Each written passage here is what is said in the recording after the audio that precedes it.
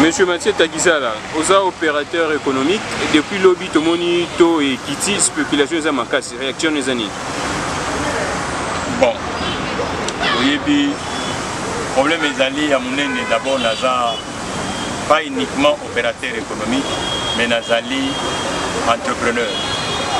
Ça signifie qu'un entrepreneur a yali oyo aza kutambola na babengi mbongo mosolo. Parce que pour tout produire, pour tout créer, pour tout payer, mon solo et jouer un rôle monen. Et puis dans un domaine où les lots n'embourent en abisso, quasi 90% il y a des lots où toujours utiliser les autres talibanda. Ça signifie que la monnaie de référence internationale est allée dans apport monen. Dans l'activité marchande à l'ère actuelle en République démocratique du Congo. Alors, le système bancaire, il faut évoluer. Le système bancaire, à côté de la soloté, le système bancaire, il faut attendre la production. Sans production, il est extrêmement difficile. Mais, ce que la production, est la source à l'ère actuelle. Pourquoi? Nous sommes opérateurs autochtones, c'est-à-dire Bana Yamboka, ou Bana Mwabasu. Parce que, aux hommes, taux de chômage de masse, au Congo, les consommateurs d'abord privés, bali moqué.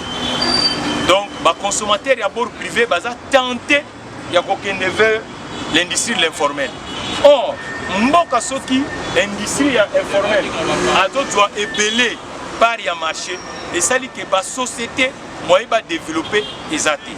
Il y a un autre bandit toujours koloba.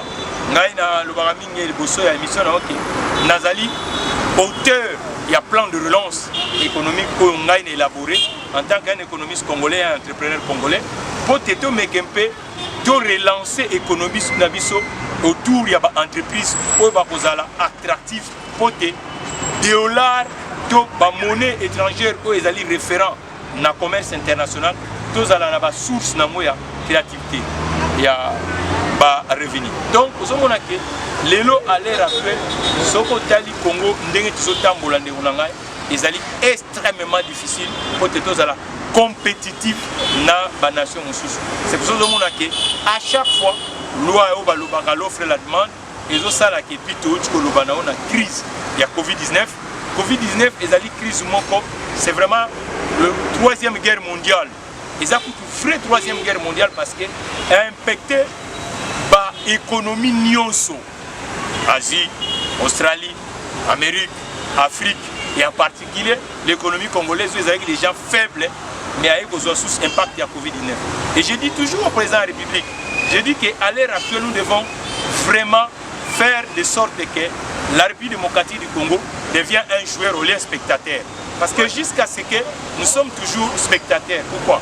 Nous n'avons pas des unités de production congolaises qui partent en conquête internationale. C'est ça le vrai problème. Et de l'autre côté, on a un cancer. Le deux cancers qui jabule et qui domine, qui gangronne la République démocratique du Congo, c'est le cancer de non-occupation de la population congolaise, le cancer de l'exode rural et le cancer du chômage de masse, qui fait qu'on ne peut pas avoir un marché solvable. Parce que le marché solvable, c'est quoi? Ce sont des salaires, ce sont des épargnes. Vous savez que le Congolais n'épargne pas. Or que l'épargne a un rôle très important dans un marché économique. Donc, parce que nous sommes entrepreneurs, lorsqu'on a des projets bancables, c'est cette épargne-là qui va nous permettre quand même de créer des emplois à la République démocratique du Congo.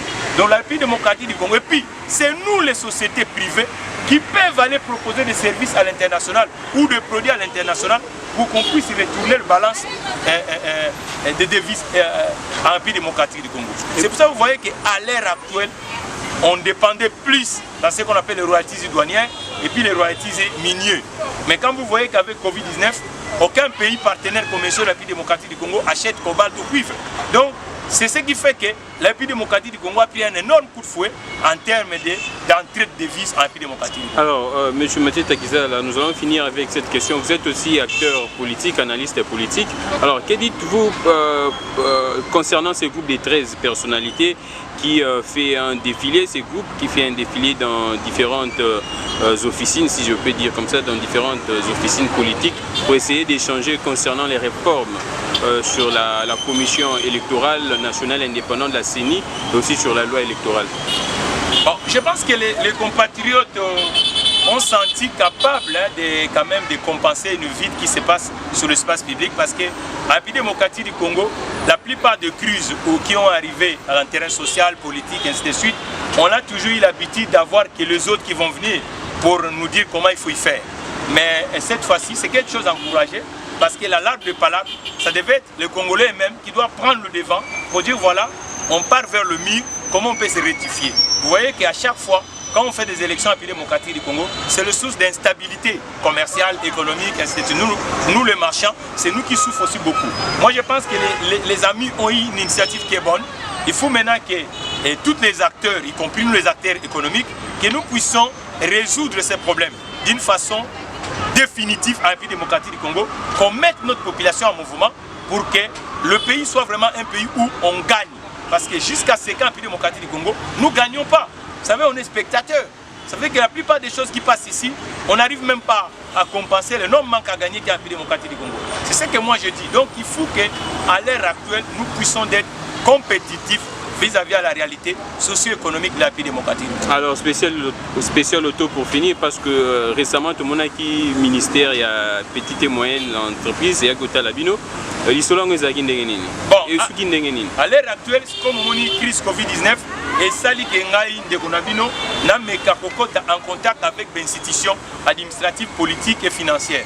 Je veux dire, Bazali, l'Étanie qui passe ici, je remercie par exemple la dame Excellence, la ministre de l'économie nationale, qui a envoyé une délégation de 3 conseillers ou 4 conseillers qui étaient sous spécial auto parce que la solution va se retrouver autour des entreprises. Alors, je remercie aussi le ministre de la Jeunesse qui a envoyé aussi des conseillers ici pour épingler un peu la réalité sur le terrain de l'entreprise. Je remercie aussi le ministère de PME, je remercie aussi le ministère du Transport. Donc j'ai écrit à toutes les institutions, y compris le Parlement, y compris le Sénat, y compris la présidence de la République, pour que nous puissions, nous les entrepreneurs, on croit qu'on a des solutions, comment on peut plenger cette vide qui existe aujourd'hui en termes d'attractivité économique et mettre la population en mouvement. Donc à l'heure actuelle chez Spécial Auto, nous sommes en train d'inviter les institutions de venir rencontrer Spécial Auto et les solutions que nous proposons pour que nous puissions vraiment sortir gagnants avec la crise de Covid-19. Merci beaucoup, monsieur. Donc, nos compatriotes politiques font dans la logique politicienne. Et moi, en tant qu'entrepreneur, je suis en train aussi de consulter de gauche à droite comme un entrepreneur et avec le plan de lance que j'ai mis et que j'ai élaboré, que je propose à ces acteurs comment on peut jouer de sorte que la République démocratique du Congo devient un terrain attractif pour les investissements locaux et les investissements internationaux à l'heure actuelle. Merci beaucoup, monsieur. Voilà, il n'y a pas de problème.